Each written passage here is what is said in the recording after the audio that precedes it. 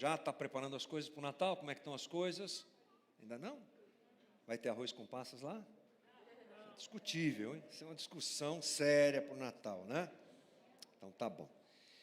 Vamos lá, gente, vamos falar sobre Natal. Estamos falando sobre Natal e continuaremos falando sobre Natal. Lá na nossa live, eu adotei a ideia de acompanhar o Advento, que é parte do calendário litúrgico, muito observado, ou mais observado pela Igreja Católica, mas que é bacana, é bem interessante. Cada época do ano, alguma coisa para a gente pensar, para a gente celebrar e para a gente aprender. E essa época que antevém o Natal, nós celebramos isso, o Advento, que é a palavra que significa vinda, chegada, obviamente se referindo à própria vinda de Jesus. E eu sempre levo a comunidade, a gente leva a comunidade para esse movimento no mês de dezembro, fazendo com que a gente pense mais no Natal, que a gente reflita sobre a realidade do Natal, muito além do comes e bebes, que é muito legal, muito além do amigo secreto, muito além das festas, muito além das férias, muito além de tudo que é tão legal, que a gente entenda a importância do que nós estamos celebrando e celebremos adequadamente. O interessante é que o Natal é baseado numa história que é conhecida por todos nós, não é? E é uma história que é repetida, né? Bem interessante isso. Todo ano a gente celebra o Natal. Os personagens do Natal a gente sabe de cor. Os pastores, os magos do Oriente, Maria, José, os anjos que aparecem, Herodes que fica muito bravo com tudo isso. Essa coisa toda faz parte já até mesmo da nossa cultura. Você deve ter... você se lembra dos presépios que representam, né, essa coisa dos personagens do Natal, e é assim que funciona mesmo. Cada ano a gente celebra o Natal, mas cada ano também a gente celebra o Natal de um jeito diferente. Essa história tem essa coisa interessante, assim como a nossa relação com as Escrituras, que nós lemos às vezes o mesmo versículo e ele fala com a gente de uma forma diferente, tantas e tantas vezes. Isso acontece porque o texto bíblico, na teologia, se diz que a Bíblia é um livro polissêmico, ou seja, ele apresenta significados distintos e interpretações distintas. Isso é bem interessante, ou seja, um universo imenso de realidades que pode ser apropriada por mim de um jeito, por você de outro, e aí vai. Isso não quer dizer que a gente tenha situações de contradição no texto bíblico, não. A Bíblia a gente percebe uma uniformidade na sua mensagem, muito, muito especial mesmo, muito dinâmica mesmo, mas essa possibilidade de nós celebrarmos uma festa como essa, celebrarmos o Natal ano a ano, e termos o destaque para alguma coisa, no outro ano destaque para outra coisa, é realmente bem especial. Isso acontece, é claro, por conta da nossa própria formação cultural, daquilo que nós chamamos de cosmovisão e assim por diante. O importante é que nós, a cada ano, apesar de termos diante de nós a mesma história, o nosso coração esteja escancarado para aprendermos algo diferente, para termos uma experiência diferente com essa data tão especial, o nascimento de Jesus, nosso Senhor e Salvador. E a minha expectativa é que em 2021 isso aconteça com você. Isso aconteça comigo, isso aconteça com a nossa comunidade. Nós tenhamos uma experiência especial nesse Natal. Bom, a figura central do Natal não é outra senão Jesus Cristo. Nós falamos um pouco sobre isso na semana passada, a doutrina do Natal. E lembramos que a figura de Jesus é central, não só porque celebramos o seu nascimento, mas por quem Ele é. E chegamos à conclusão de que Jesus é o nosso Salvador. Foi uma reunião bem interessante, que a gente aprendeu bastante aqui sobre isso. Jesus, nosso Salvador. E semana passada, eu falei isso aqui na própria reunião, nós vivemos um momento interessante, porque falamos do nascimento de Jesus, no final da reunião, celebramos a morte de Jesus. Bem interessante, né? Esse movimento que traz até nós várias imagens de Jesus. Natal, é claro, que a imagem que chega até nós é a imagem de Jesus criança. E a gente deve fazer um esforço para isso acontecer. Ela não é muito requisitada por nós, senão nesse momento. Ela não é muito observada por nós, senão nesse momento do Natal. A gente sempre fala da morte de Jesus, e é isso mesmo que tem que acontecer. O ápice da graça de Deus expressa ali na cruz. Então é um Jesus adulto, não é? Às vezes vem à nossa cabeça, isso é muito comum, a imagem daquele Jesus louro, de olhos azuis, não é? Pregado na cruz, fruto da renascença, os pintores que deram uma cara de loira, cabelos louros e olhos azuis a um judeu do primeiro século, coisa que não tem nada a ver mesmo, mas ok, faz parte. A gente sempre pensa em Jesus adulto, não é? Mas vamos fazer um esforço. Vamos tentar se lembrar de Jesus como menino, porque isso é importante nesse momento e é importante para nós construirmos realmente o entendimento a respeito do que estamos celebrando, que é o Natal. O texto bíblico apresenta Jesus como menino, claramente. Vamos lá, Mateus 2, 9. Depois de ouvirem o rei, eles seguiram o seu caminho, e a estrela que tinham visto no oriente foi adiante deles, até que finalmente parou sobre o lugar onde estava o... Tá para ler aí? Menino. Quando tornaram a ver a estrela, encheram-se de júbilo. Ao entrarem na casa, viram o menino, com Maria, sua mãe, prostrando-se, o adoraram. É isso aí. Menino, criança de colo.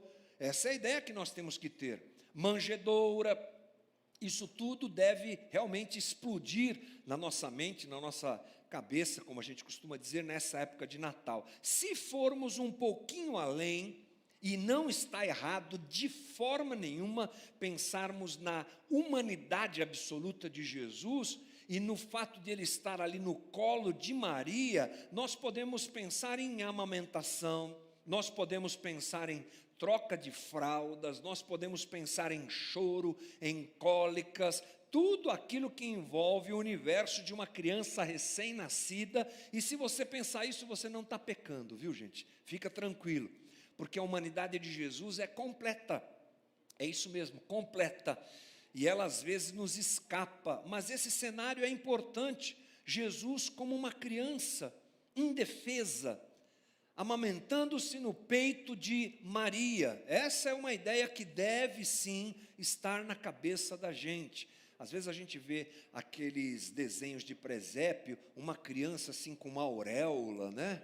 Como se não fizesse cocô, xixi, como se não fizesse nada, né? Parece, né, não tem cólica, parece um ser extraterrestre. Não. Nós estamos falando de uma criança, de um menino mesmo. Isso não pode escapar de nós. Esse termo, ele precisa estar também adequado ao nosso pensamento, porque ele é usado até mesmo por Jesus. Menino, criança, guarde esse termo.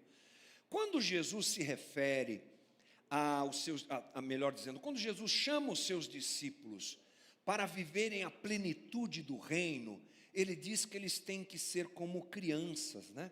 É interessante isso. A ideia menino, a ideia criança, ela está no texto bíblico, ela faz parte do texto bíblico e é usada por Jesus nesse sentido. Olha só, vou ler 2 exemplos aqui. Mateus 18, 5. Quem recebe uma dessas crianças, em meu nome, está me recebendo. Ele está usando uma criança para dizer que o coração dos seus discípulos deve estar voltado a receber os frágeis, os fracos, os que estão aflitos e coisas do tipo. Ele usa a figura da criança, ok? Outra coisa, por exemplo, Lucas 9, 48. Então lhes disse, quem recebe esta criança em meu nome está me recebendo, e quem me recebe está recebendo aquele que me enviou. Outra referência forte, e várias vezes Jesus faz isso, várias vezes ele diz para os seus discípulos, vocês precisam ser como crianças e como meninos. Quando a Bíblia faz uso desse termo, é um paradigma para aquele que experimenta, discerne e compreende os valores do reino de Deus. Quem quer viver o reino de Deus em toda a sua plenitude tem que ser como uma criança. Não dá tempo para a gente falar muito sobre isso aqui, nem é a ideia da nossa conversa, mas Jesus está dizendo que a plenitude do reino de Deus se apresenta aquele que tem um coração como de uma criança. Então, olha que interessante, nós temos a figura de Jesus, ainda vou me corrigir aqui, a realidade de Jesus como uma criança mesmo, e nós temos a imagem da criança como o chamado para nós vivermos os valores do reino de Deus em toda a sua plenitude. São duas figuras distintas, mas que caminham para uma interligação, que a gente vai entender daqui a pouco no decorrer da nossa palavra. Então guarde isso, Jesus como uma criança, e Jesus usando o termo criança para aqueles que querem viver as verdades do reino de Deus. Bom, Jesus ele é apresentado como uma criança desde o Velho Testamento, desde o Antigo Testamento. Vou ler para você aquele texto famoso que a gente sempre lê no Natal, Isaías 9:6, como é que está escrito lá? Porque um menino nos nasceu, um filho se nos deu, e o governo está sobre os seus ombros, e aí vem a qualificação linda que Isaías faz 700 anos antes de Jesus nascer, sobre o próprio Messias, que ele seria maravilhoso conselheiro, Deus forte, Pai da eternidade, príncipe da paz. Pronto, gente. Então nós temos essas situações sobre Jesus e sobre como Jesus usa o termo criança e menino diante de nós. O que nós celebramos no Natal? O nascimento de um menino. É isso que celebramos no Natal. Simples, objetivo, ok. Mas é bom nós pensarmos que o nascimento dessa criança é o movimento divino em favor do ser humano. É Deus, o Todo-Poderoso, o Todo-Glorioso, aquele que tem todo o poder e glória nas suas mãos, se tornando menino. É aquele que é maravilhoso conselheiro, Deus forte, Pai da eternidade, agora em forma de criança, em forma de menino, em forma de um ser completamente frágil. Então, o Natal é a celebração de um Deus que se fez menino. É isso que a gente celebra. A gente celebra o nascimento de Jesus, sim, mas sempre dentro desse entendimento. Deus está ali, é o Deus encarnado, é o que João diz, não é? Lá no seu primeiro capítulo, João 1, o verbo que virou gente e que habitou, que tabernaculou entre nós. Ele que andou entre nós, ele que se torna gente para estar conosco. Portanto, o nascimento de Cristo deve ser celebrado a partir dessa compreensão, que ali está Deus em forma de gente, cumprindo o seu plano de amor, que explodirá na cruz como sinal pleno da sua graça e misericórdia. Para a gente entender melhor esse movimento, que é o que eu quero ressaltar nessa manhã com você, eu vou recorrer a uma frase que eu já usei aqui algumas vezes, das poucas frases que eu guardo na minha oca cabeça, essa é uma delas. É uma frase do teólogo católico Leonardo Boff, que os ortodoxos de forma nenhuma gostam dele, mas tudo bem, que diz o seguinte: todo menino quer ser homem, todo homem quer ser rei, todo rei quer ser Deus, mas somente Deus quis ser menino. Leonardo Boff faz um contraponto, né? Olha que coisa interessante. Ele coloca a nossa arrogância e prepotência em contraste com a humildade de Deus. É isso que ele faz. Todo menino quer ser homem, todo homem quer ser rei, todo rei quer ser Deus. Assim somos nós, que queremos alcançar as alturas. Assim somos nós, desde a queda, desde o Éden. A ruptura aconteceu por isso, porque a serpente consegue provocar no homem aquilo que faz com que ele diga: eu quero ser como Deus. E a queda do homem até o seu estágio completamente longe de Deus, que é o caminho mostrado por Gênesis, chega em Gênesis capítulo 11, o homem está construindo uma torre, porque ele quer ser lembrado. É assim. Nós somos seres que querem sempre esse caminho de exaltação, de mais poder, de mais. Mas Deus faz esse caminho contrário ao nosso.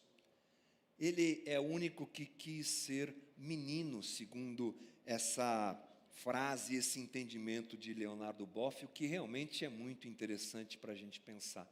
Nós estamos celebrando, portanto, algo muito diferente, muito único. Diante da história da religião na humanidade, você não encontrará nenhuma narrativa desse tipo, desse movimento de humildade, desse movimento que nós encontramos no Evangelho, em que Deus quer ser menino. Agora, o que significa isso mais precisamente? O que é isso? Por que isso deve estar diante da gente nessa época de Natal? Vamos nos lembrar que Marcos, o Evangelho de Marcos, ele não apresenta Jesus como menino.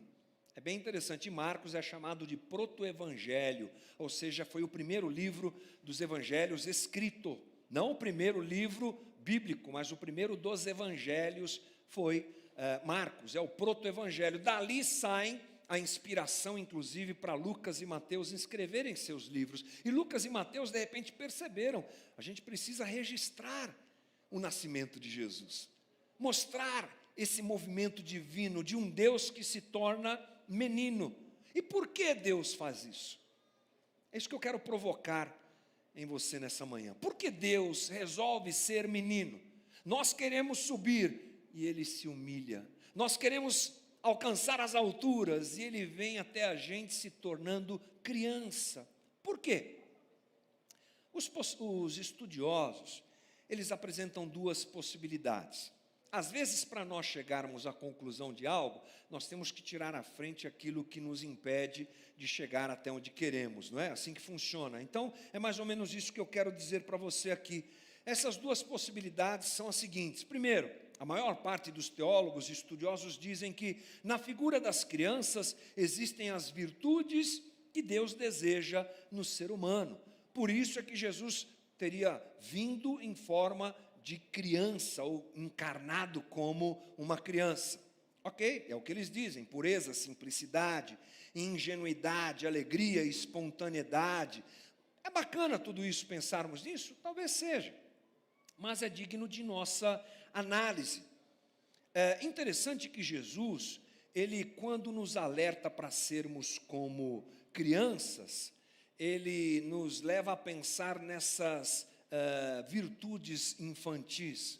Mas, por outro lado, nós vemos Jesus nos alertando também que nós não devemos ser somente simples, mas astutos. Jesus diz isso. Paulo diz que era menino, que falava como menino, mas que ele se torna como homem. Portanto, essa ideia de que Jesus veio como menino só para demonstrar essas virtudes, ela cai por terra. Porque o próprio Cristo nos ensinou que há uma evolução a ser vivida, que há coisas que devem ser abandonadas, e a gente não pode viver uma infantilidade da nossa fé, nós devemos viver a maturidade também do reino de Deus. A teologia tradicional nos diz que nós já nascemos não tão legais assim como a figura de uma criança mostra. Se a gente observar, as crianças, elas têm uns comportamentos que ninguém ensina. Coloca uma criança com a outra, daqui a pouco uma está roubando o brinquedo da outra e está puxando o cabelo, e é uma coisa impressionante, não é? É a realidade da maldade humana presente nessas coisinhas lindas e bochechudas que tanto nos encantam. Então não é essa a ideia, com certeza. Jesus não nasceu como uma criança para apresentar as virtudes, porque elas não são tão assim evidentes. Outra coisa é que pode ser uma expressão simbólica desses pequeninos. E aí a gente vai para uma outra possibilidade bíblica, de que a palavra pequeninos é usada muitas vezes como referência àqueles que sofrem, àqueles que choram, aqueles que padecem. A palavra pequeninos, crianças, também é usada biblicamente nesse sentido. Quer ver? Mateus 25, 35. Porque tive fome e me deste de comer, tive sede e me deste de beber. era forasteiro e me hospedastes, estava nu e me vestistes, enfermo e me visitastes, preso e fostes ver-me. Então perguntarão o justo: Senhor, quando foi que te vimos com fome e te demos de comer? Ou com sede e te demos de beber? E quando te vimos forasteiro e te hospedamos, ou nu e te vestimos? E quando te vimos enfermos ou preso e te fomos visitar? O rei respondendo, lhes dirá: em verdade vos afirmo que sempre que o fizestes a um desses meus pequeninos irmãos, a mim o fizestes. É um texto que traz essa evidência de que, frequentemente, os que choram, os que sofrem, são chamados também de pequeninos ou de crianças. O problema é que Jesus não se encaixa nessa ideia de vítima. Por quê? Porque Jesus não é esse sofredor que se entrega em lamúria. Jesus, ele tem muito bem a consciência do que está acontecendo. Ele não faz parte desse grupo de gente que sofre sem saber por que está sofrendo. Portanto, Jesus também não se encaixa nessa coisa. Então a gente continua com o mistério, talvez. Por que Jesus se tornou, por que Deus quis ser menino? Bom, então a gente chega a esse entendimento a partir de agora.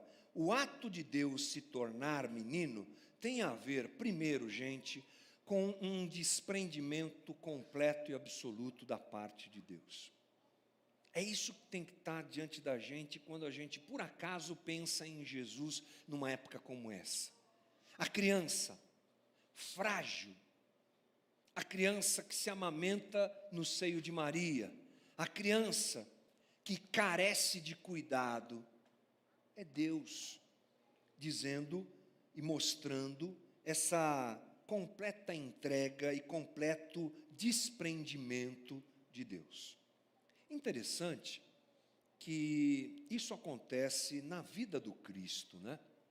Isso acontece no nascimento e isso acontece na morte. A vida de Jesus é um grito de desprendimento da parte de Deus. A vida de Jesus é uma demonstração absoluta de que Deus se desprende e se entrega completamente por nós. Imagine a seguinte ideia, a seguinte conjectura, a seguinte possibilidade de, na eternidade, essa conversa ter acontecido entre Pai, Filho e Espírito Santo. Diante da escolha equivocada do homem, o Filho diz: eu serei menino, eu irei até eles. Eu me tornarei vulnerável completamente. Eu me colocarei no colo de uma mulher. Eu me entregarei absolutamente. E essa conversa tem tudo a ver com vulnerabilidade, rendição absoluta, colocar-se sobre o cuidado alheio. E uma criança representa muito, muito bem isso. Esse desprendimento do Cristo está diante da gente na figura de uma criança, que quando não cuidada, morre, que depende absolutamente dos nossos cuidados. Você já pensou nisso? Deus chegou ao ponto de entregar-se a uma fragilidade e se colocar na dependência do cuidado de seus pais. Esse Deus, que pouco tempo na história anterior de Israel, pouco tempo não, algum tempo anterior na história de Israel, separa o mar, guia o povo de Israel e faz coisas incríveis. Esse Deus agora depende de um casal para cuidar dele. A gente pouco pensa nisso, mas é uma entrega realmente especial. É uma entrega absoluta da parte de Jesus. Nós, obviamente, precisamos observar tudo isso com o coração constrangido, porque esse é um movimento divino em nosso favor. Um Deus que poderia ter escolhido outros caminhos, outras formas. É claro que a gente Pensa nessas possibilidades. De repente, Jesus poderia aparecer adulto, no meio da história. Sim, aliás, ele poderia aparecer do jeito que ele quisesse. Ele poderia aparecer em toda a sua glória e esplendor, mas ele resolve fazer isso, porque o plano divino era esse, e ele resolve fazer isso para nos dizer: olhem para o que eu fiz, olhem para o trajeto e o caminho que eu escolhi, e aprendam que eu me manifesto nessa humildade, por amor de vocês, e espero que vocês façam o mesmo, por amor do outro. Eu já disse aqui várias vezes, e quero dizer mais uma: Jesus é incrível em tudo que faz e que ensina para nós. E ele se torna mais incrível ainda por não ser daqueles que diz: faz o que eu mando, mas não faz o que eu faço. A liderança de Jesus é completamente servil. Essa é a conversa que a gente tem aqui frequentemente na nossa comunidade. Estamos aqui para servir, eu estou aqui para te servir. E qualquer liderança cristã, dentro de uma estrutura de igreja, de comunidade, precisa compreender isso. E nós precisamos compreender isso na vida. Jesus vem e vive tudo isso para nos ensinar. Primeiro, para cumprir o seu plano divino, de se tornar o homem perfeito, o segundo Adão, chamado por Paulo, aquele que cumpriu o que Adão não cumpriu, aquele que cumpriu o que Israel não cumpriu, ele cumpre absolutamente. E a sua fragilidade faz parte disso, e a sua encarnação como uma criança faz parte disso, mas também, e isso deve saltar aos nossos olhos, claro, a sua humildade, a sua entrega, a sua disponibilidade a cada um de nós, é a lição que carregamos. É a lição que carregamos de um Deus que fez isso por nós e diz: façam do mesmo jeito. Quando o assunto humilhação do Cristo vem até a gente, o texto que aparece na nossa mente imediatamente é Filipenses 2. Quero ler com você. Filipenses 2, de 1 a 5. Se vocês receberam algo bom por seguir a Cristo, se o amor dele fez alguma diferença na vida de vocês, se estar numa comunidade do Espírito significa algo para vocês, se vocês têm um coração, se vocês se importam uns com os outros, façam-me um favor, concordem um com o outro, amem um ao outro, sejam amigos de verdade, não joguem sujo, não bajulem ninguém só para conseguir o que desejam, ponham o interesse próprio de lado e ajudem os outros em sua jornada, não fiquem obcecados em tirar vantagem, esqueçam-se de vocês o suficiente para estender a mão e ajudar. Tentem pensar como Cristo Jesus pensava. Mesmo em condição de igualdade com Deus, Jesus nunca pensou em tirar proveito dessa condição, de modo algum. Quando sua hora chegou, ele deixou de lado os privilégios da divindade e assumiu a condição de escravo, tornando-se homem. E depois disso permaneceu humano. Foi sua hora de humilhação. Ele não exigiu privilégios especiais, mas viveu uma vida abnegada e obediente, tendo também uma morte abnegada e obediente, e da pior forma, a crucificação. Por que Deus quis ser menino? Deus quis ser menino para cumprir o seu plano perfeito e para nos ensinar e dizer a nós: me imitem. E convivam com esse sentimento e com essa postura. Venham atrás de mim e não lutem pelo poder, não lutem para crescer um em cima do outro, não lutem para ocupar espaços uns dos outros, vivam em harmonia e dividam a vida. É a recomendação de Paulo nesse texto e nós entendemos que ela é uma grande verdade. E a segunda coisa que eu quero destacar é que quando Deus resolve virar menino, Ele está dizendo a nós para seguirmos esse mesmo caminho, nos lembrando que a vida de um discípulo é também uma vida de entrega. Se ele se entrega, ele está dizendo: venham e façam a mesma coisa. Assim deve ser a nossa rendição. Nos dias difíceis, como uma criança nos braços do Pai, onde tudo é seguro. Essa dependência de Jesus para com Maria e José é realmente de encher os nossos olhos. Mais à frente nós vemos que Jesus nos ensina na oração, famosa oração do Pai Nosso, a nos dirigirmos a Deus como Abba, que é um termo no hebraico utilizado para expressar o fato de uma criança ter uma figura adulta como referência. É um balbuciar, é assim que Jesus está dizendo, é antes da criança saber falar alguma coisa, é essa ideia de ligação e de dependência, que Jesus também está dizendo ao se tornar menino, ao querer ser menino, que a nossa relação com Deus deve ser essa, de entrega a Ele, de dependência dEle. No dia em que as respostas que precisamos não vêm, no dia em que as coisas estão complicadas, no dia em que as coisas fogem do nosso controle, que sejamos nós aqueles que se entregam a Deus como nosso Pai. As dificuldades da vida que nos mostram o quanto ela não tem o nosso controle, que elas nos empurrem aos braços de Deus e que nós possamos imitar o Cristo, nos tornando meninos, crianças, frágeis que somos, na verdade, nas mãos de Deus.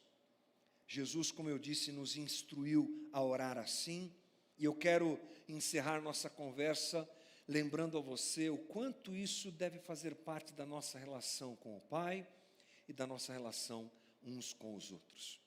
Nos humilhando, não buscando a exaltação, mas buscando esse caminho de humildade nas nossas relações e de dependência completa de Deus, onde nós nos entregamos a Ele, como crianças de colo que dependem do Pai, como gente que quer aprender a viver a vida de acordo com os valores do Evangelho, que se torna criança, como Jesus diz, como Jesus ressalta, que sejamos nós, e que aqui em Guarulhos, aqui na Casa da Rocha Guarulhos, mais precisamente, se apresente um grupo de gente disposta a se humilhar e a ser criança nas relações e na relação com o Pai. Que Deus nos ajude e nos dê graça em nome de Jesus.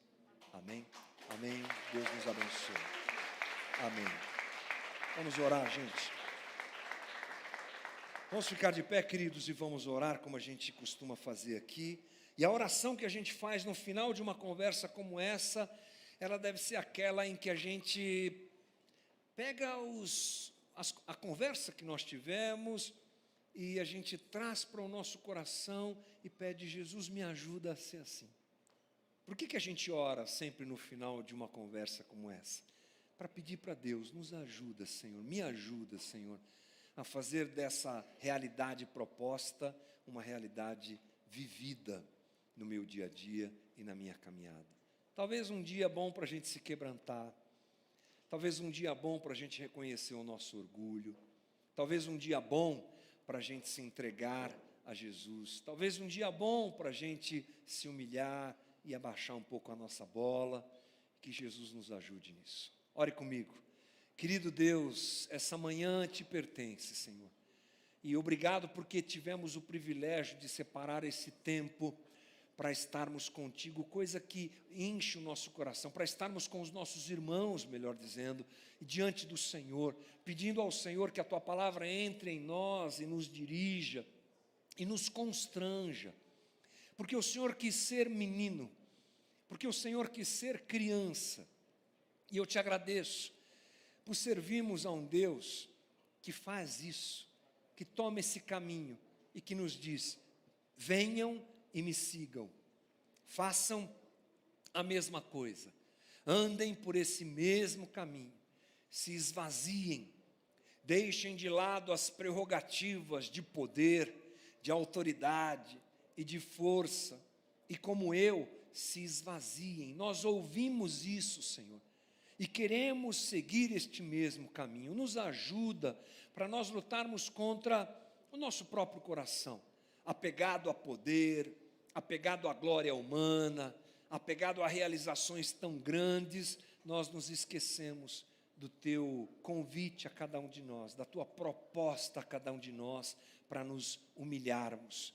Queremos te ter sempre como exemplo, lembrando desse movimento divino do Deus Todo-Poderoso, que se faz homem, que se faz criança, que se faz menino. Que sejam esses os caminhos das nossas relações, sempre com humildade, sempre com desapego, sempre com interação uns com os outros, e que seja também o nosso caminho de relação contigo, Senhor, e que é o que nós queremos viver.